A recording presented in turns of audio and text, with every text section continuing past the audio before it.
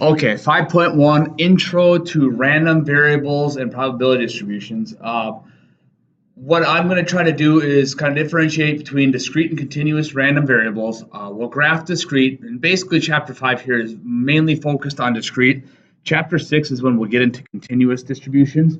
But just to kind of define the two and then kind of go from there.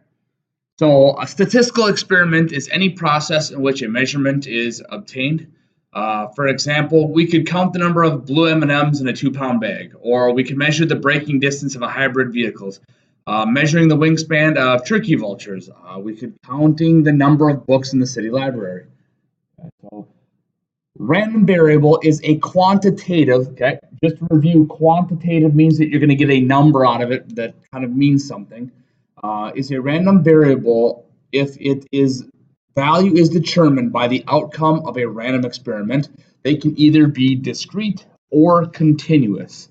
And the way I kind of break down the discrete and continuous, and you can kind of read through this too, is discrete you can count by the fingers that you got on your hands.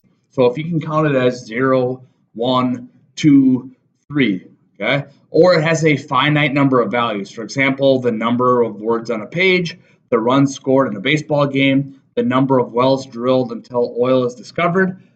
Continuous random variable is something that's got decimals to it, something you would never see on Sesame Street, like the volume of the air of a balloon. You could have like 52.78 cubic inches.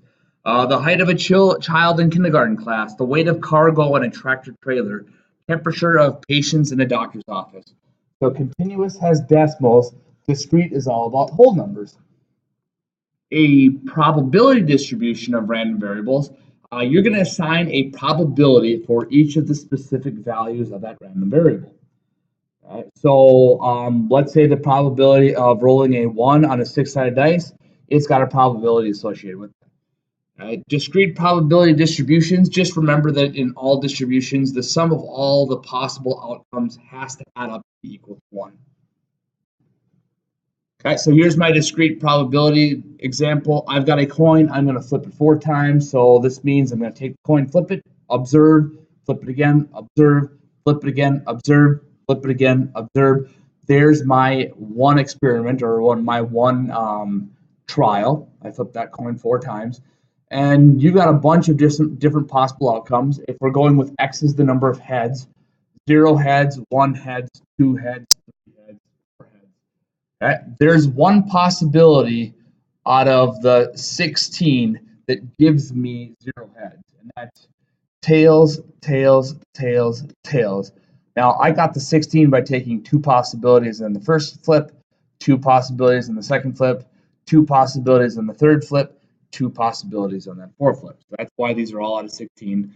You can go through and figure out all these possibilities, but take my word for it. This is the probability associated with all those outcomes.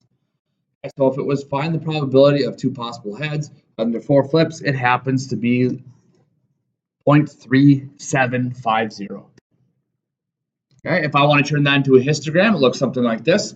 So now on the x-axis, I've got 0 possible outcomes, 1 possible outcome, 2 possible outcomes, 3 possible outcomes, and 4 possible outcomes, where the height of each bar is the probability associated with them. You can kind of think of this as a histogram. Remember, on the x-axis, these are things like 1.5, 0.5, 1.5, 2.5 to get your class widths, 3.5, and 4.5. Now, because that might come in a little bit handy a couple of sections from now. Remember, this is basically a relative frequency histogram, okay? Where this is f over n, which turns into decimals. You can think of them as fractions, but typically they're decimals when it comes to probability. Okay, probability distribution features. So since the probability distribution can be thought of as a relative frequency distribution, okay, kind of alluded to that. As n gets very large, so let's say you were to flip this coin multiple times, we'll be able to find a mean and a standard deviation that's going to go along with that. We can view this distribution as a population mean and a standard deviation with population standard deviation. So I believe there's ways to calculate that. Like here we go. You can take the sum of each possibility times their probabilities, okay, and that is your mean. Sometimes it's called the expected or the expectation value. So that's what we assume it should be. Okay. To find the standard deviation, you're going to do something similar to the formula in the back of the book in chapter 3, but I promise you these are in the back of the book for chapter 5. You're going to take each of the probabilities minus the mean. You're going to square them, take the sum, and then find the probability. Okay. And you can find, again, your population mean and population standard deviation. So going back to that distribution from before, you're going to take the expected value times its probability. So here's your 0 times its probability, 1 times its probability, 2 times, and so forth. Multiply those up and add it up, and you get 2. So the mean or expected value of this probability distribution is 2 heads.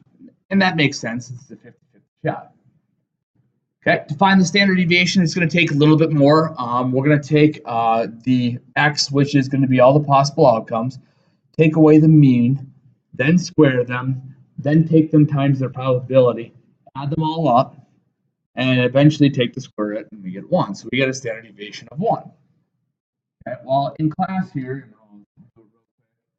I'll show you that if you were to type into your calculator those values of L1 and L2, you can run one var stats